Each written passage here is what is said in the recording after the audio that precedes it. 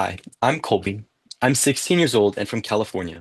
My dad has early onset frontotemporal dementia, and this journey has shaped me in ways I'm still discovering. I'm a part of Youth Wisdom because I believe in the power of connection and in building a world that truly understands families like ours. Youth Wisdom is an exchange between the sons and daughters on a younger onset dementia journey. We believe that sharing our story empowers others to share theirs, ultimately building a younger onset dementia informed society. Hi, Olivia. It's so good to see you. Can you share a little bit about your personal story and, for example, your age and grade? Hi, Colby. My name is Olivia Compton. I'm 16 years old and in California. I love writing, reading, playing video games, watching anime, learning cello and piano, singing, and running track. Around 8 years ago, my father was diagnosed with young onset Lewy body dementia, and he passed away just a year ago. I came to Lorenzo's house looking to engage with other kids whose parents are facing the same diagnosis and to learn more about handling it. What I found was a community of supportive friends. Exactly, Olivia. Connection is so important in times like these. And speaking of connection, are there any moments of connection or joy that have been especially meaningful in your journey, like particular moments or memories with your father, for example? So Christmas a few years ago, Mommy and I were decorating the tree and decided to bring in Daddy, even though he couldn't actually do any of the decorating, rather than have him sit quietly in the other room. He came and stood with us to watch, and I had Mommy make one of the funny noises that he and his brother used to use to greet each other. And he started laughing, and then we all started laughing. And with the smile on his face, he looked a little healthier and a whole lot happier. That was one of the most powerful moments of my journey. I saw that we could find bits of joy and occasions to smile, even while his health was degrading. I needed to cherish those. And even when he was getting into the final stage, he smiled at me when I showed him my bowling ball. He loved bowling, and even though he might not have known who I was, these were the memories that I needed to hold on to, even though they were rare. That's so special, Olivia. Holidays are always so special for my family and I because even the worst, you can still find good out of that. And I just have a question for you because I know I face similar challenges. How do you balance school and activities and friendships all while you were caring for your father? And how do you support yourself during this journey? Even with the costs of caregiving and how hard it was to get daddy into the car, mommy always made sure that I had the opportunity to pursue my interests in any activities that I liked. She drove and still drives me to my cello lessons, choir and orchestra practices, as well as concerts, along with our excursions. She even worked hard to make sure my friends didn't get confused by daddy's behavior when they came in my car to the practices, and I did my best to help her with what I could so that she could take it easy and go out with her friends when she wanted to. Olivia, the car rides are always the hardest. I can seriously, on so many accounts, it's crazy. But you were mentioning stuff about your friends, and I know I haven't been able to really be open with a lot of my friends just because of how hard it is to explain. So, have you shared your story with like friends or teachers or maybe even your colleagues? And how do you go about that? While Daddy was alive, I mostly kept his disease a secret from my friends, teachers, or anyone else who didn't need to know, and I figured they wouldn't understand, that they'd pity me rather than treat me normally.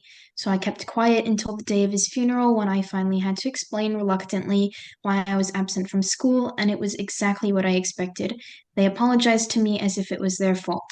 I really didn't want them to do that. It wasn't their fault. It wasn't anyone's fault. But they were all very respectful and kind about the whole thing and offered their assistance to me and my family and space to talk about anything. Since then, I've been sharing my story more through writing than anything. I've written both a story and a poem talking about the way I felt when my dad passed away and the changes that our love underwent.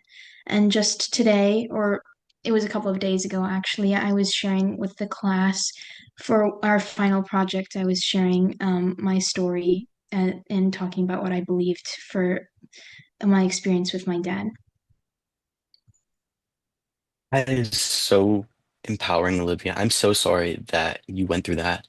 You mentioned writing as it seems to be a form and a space for you to escape. What are some other spaces that you have found community and connection? And how is connecting with others who understand this experience, like people in Lorenzo's house, for example, how has that changed your perspective in any way?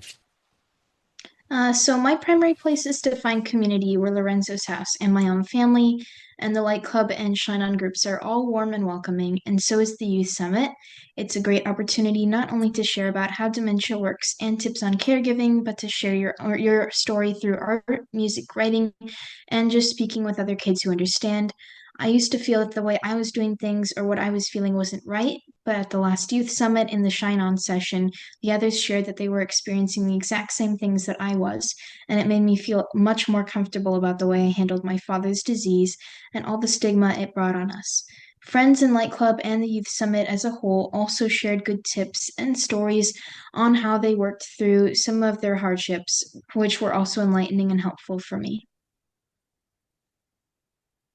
Thank you so much for that, Olivia. Youth Summit has definitely been one of my favorite spaces in order to connect and feel empowered and understood. So thank you for that. And for people out there, what do you wish the world knew about younger onset dementia? And in what way would it make you feel the most seen and supported? And how would you want your friends and family to show up for you through that journey? I wish that people would learn how their reactions, whether it's repulsion or callousness, matter more than they might think. Unkindness will only add to a suffering family's strife, and so I want friends and neighbors to go out and learn about the disease. They can't offer to help daddy anymore, but I would have liked it if they went and tried to understand from either first-hand accounts of people's experiences or from a description of dementia's effects what we were actually dealing with. And if they offered to show up, they should have actually shown up because some people didn't. I really would like the whole world to know about dementia and its effects, not just people around me. The same goes for other similar diseases. I know that I need to actually research diseases before I exhibit any stigma. That is so beautiful, Olivia. Thank you. I know that being in public with your parent can be very difficult, especially when it comes to some of the things that they say and some unpredictable behaviors. So, have you experienced stigma as a son or daughter walking with brain changes? And how did you go about that? And how did you make sure you were still empowering yourself and others at the same time? So, my experiences with stigma aren't quite as concrete as some others that I've heard, but my family was often excluded from parties or other activities that we used to be invited to since it was hard for others to see what daddy had become.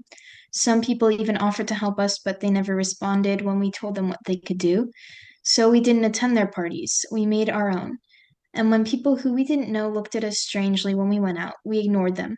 Instead of bringing more trouble to our already stressful lives, we let the people that cared about us matter more than those who didn't. Thank you for that. I resonate so deeply with that. Olivia, what are your dreams for other young people who are walking this journey with a parent with younger onset?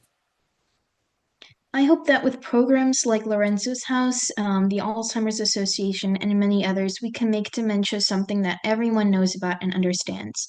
The worst thing as a young carer is having to deal with the social implications of the disease when those should really be the last concern. We can do that on the individual level by sharing our stories with others around us, friends, teachers, coworkers, among others, and on a broader scale through creative mediums that we are proficient in and by creating a representation of our story that everyone can enjoy. I also hope that any young carer can find a place of comfort or something to do that will alleviate the stress. Naturally, Lorenzo's House is open to support any young carer and is a brilliant place to meet a community of friends that you can connect with on a deeper level. It's also important to know that taking care of yourself and enjoying what you love shouldn't be sacrificed. Every young carer should make time for themselves outside of their grief and outside of the stress. That, I would think, is what their parent would want for them.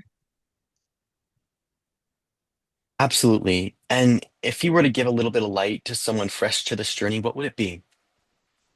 This whole journey is something out of the ordinary, an experience that may feel isolating, but you're not alone. Everyone in your family and in Lorenzo's house is there to support you, and we're all going through the same thing. And always look for those moments of happiness and light because those are the beautiful memories that will stay with you forever. Thank you so much, Olivia, for joining me today. Thank you.